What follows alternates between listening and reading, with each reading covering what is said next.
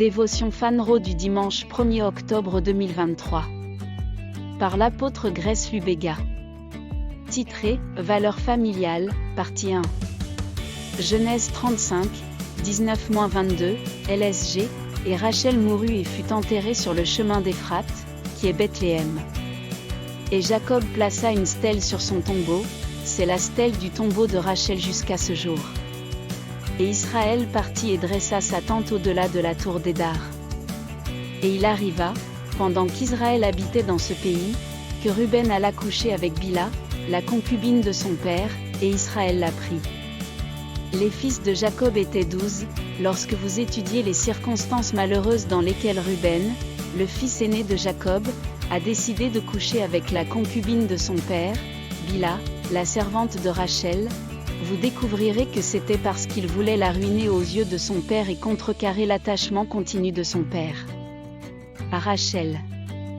La racine de cela résidait dans l'amertume que Léa, la première épouse de Jacob et sa mère, avait nourri toute sa vie parce que Rachel était préférée et aimée de Jacob alors qu'elle ne jouissait pas d'une telle faveur auprès de son mari. Cette même amertume avait infesté ses enfants. Il y a là une leçon fondamentale pour tout parent. Ne parlez jamais en mal de votre conjoint et ne vous plaignez jamais de la façon dont il est terrible en présence de vos enfants. Un enfant ne devrait jamais se trouver dans la position très inconfortable de devoir choisir son camp entre ses parents. J'ai connu des femmes qui s'asseyaient avec leurs enfants et leur expliquaient tous les méfaits de leur père. Certains hommes s'adonnent également à cette habitude bizarre et soulignent la faiblesse de leur conjointe dans l'audition de leurs enfants. Si vous avez un problème avec votre conjoint, ne vous plaignez pas auprès de vos enfants. Apportez-le à Dieu.